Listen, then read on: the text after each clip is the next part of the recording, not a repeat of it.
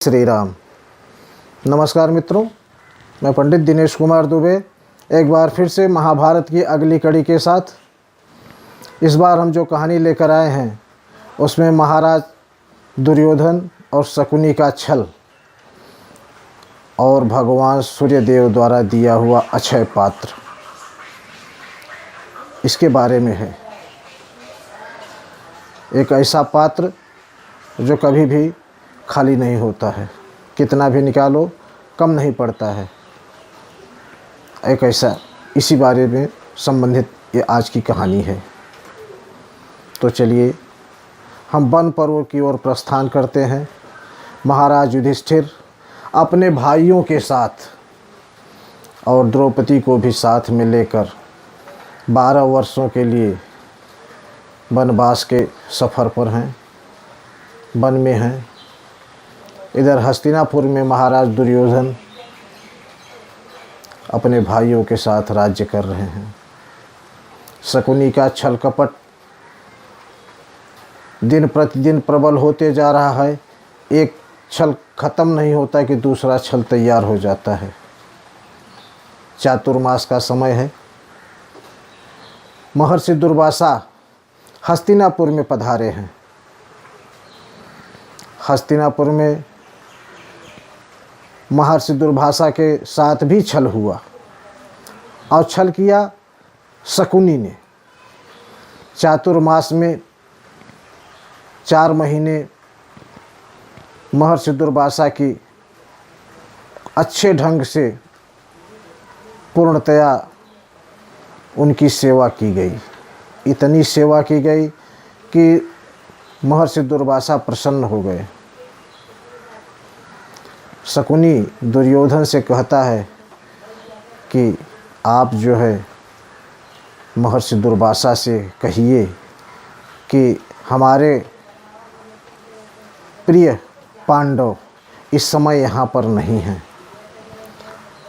वो लोग जंगल में हैं और आप जाकर अपने शिष्यों के सहित वहाँ पर उनको दर्शन जरूर दें। यही हमारी अभिलाषा है। इसमें ऐसा छल कपट था कि महर्षि दुर्वासा जंगल में जाएंगे पांडवों के पास, वहाँ उनको पास कुछ खाने का पीने का कोई साधन नहीं होगा और उनकी सेवा नहीं कर पाएंगे। महर्षि दुर्वासा नाराज़ होकर उनको श्राप दे देंगे और श्राप दे देंगे, उनका पतन हो जाएगा। क्योंकि महर्षि दुर्वासा इस छल को समझ नहीं सके। उन्हें लगा कि दुर्योधन का अपने भाइयों के प्रति बहुत बड़ा प्रेम है, इसलिए ऐसा बर्ताव हमारे साथ कर रहा है, हमको जंगल में भेज रहा है ताकि हम जाके पांडवों को दर्शन दें। इधर महर्षि दुर्वासा जंगल के लिए प्रस्थान करते हैं। अब हम आपको वन पर्व की कथा सुनाते हैं। वन पर्व में महाराज युधिष्ठिर जब जंगल में पहुंच गए तो उनके पास खाने का वाकई में कोई साधन नहीं था। पुरोहित धौम्य ऋषि ने द्रौपदी को एक मंत्र दिया और कहा, आप इसका जप करके भगवान सूर्य को प्रकट करें और उनसे कहें आपकी अभिलाषा पूरी होगी। द्रौपदी ने बड़े प्यार से उस मंत्र को जपा और भगवान सूर्य को प्रकट किया। भगवान सूर्य आए।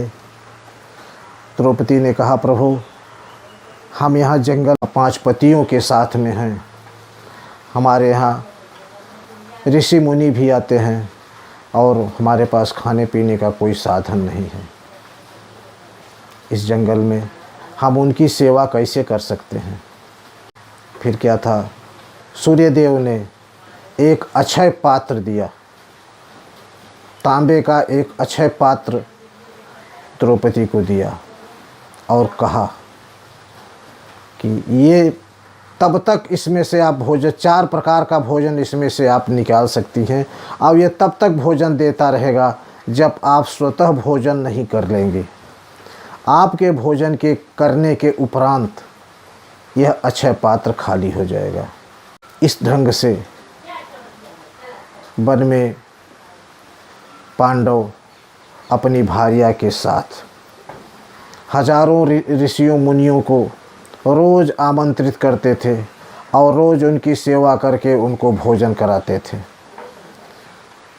फिर पांडव भोजन करते थे और अंत में सबका भोजन हो जाने के बाद फिर अंत में महारानी द्रौपदी भोजन करती थी। उनके भोजन करने के बाद फिर वो पात्र खाली हो जाता था। यह इनका प्रतिदिन का नियम था। अब संयोग देखिए, जिस दिन महर्षि दुर्वासा को इनके पास पहुंचना था, उस दिन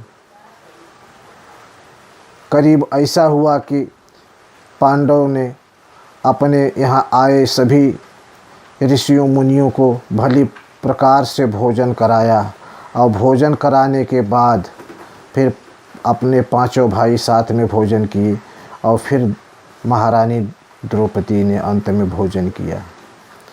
महारानी द्रौपदी के भोजन कर लेने के उपरांत महर्षि दुर्वासा अपने 1000 शिष्यों के साथ वहाँ पहुँच गए। चारों तरफ अब क्या करें, अब पांडव भी परेशान, द्रौपदी भी परेशान कि मैंने भोजन तो कर लिया।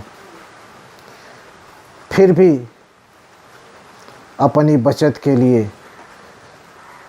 उन्होंने महर्षि का स्वागत किया और कहा, प्रभु आप स्नान ध्यान करके आ जाइए, तब तक भोजन तैयार हो जाता है, आप लोग भोजन ग्रहण कीजिए। अब द्रौपदी क्या करें, फिर द्वारिकाधीश का ध्यान किया और प्रार्थना की कि प्रभु जल्दी आइए, बहुत भारी विपत्ति पड़ी चुकी है। भगवान भक्त के पुकार बहुत जल्दी सुन लेते हैं। अगर आप हृदय से आप उनको पुकार रहे हैं तो तुरंत तत्क्षण प्रकट हो जाएंगे। और वही द्वारकाधीश पहुंच गए और बोले, बहना बड़ी ज़ोर की भूख लगी है, पहले कुछ खाना खिला दो। बोले, भैया मैंने आपको इसीलिए बुलाया है, आओ आप बोलते हो खाना खिला दो। बोला, तेरा अक्षय पात्र किधर है? अक्षय पात्र मांगा। द्रौपदी ने लाके अक्षय पात्र भगवान कृष्ण को सौंप दिया। भगवान ने देखा अक्षय पात्र के अंदर कुछ साग का टुकड़ा रह गया है। उन्होंने हाथ डाल के उसको निकाला और मुंह में डाला।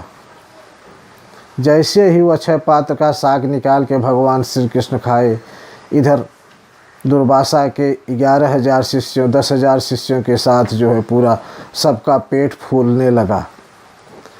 और पेट फूलने लगा तो वे गंगा स्नान करके वहाँ से फिर भागना शुरू कर दिए।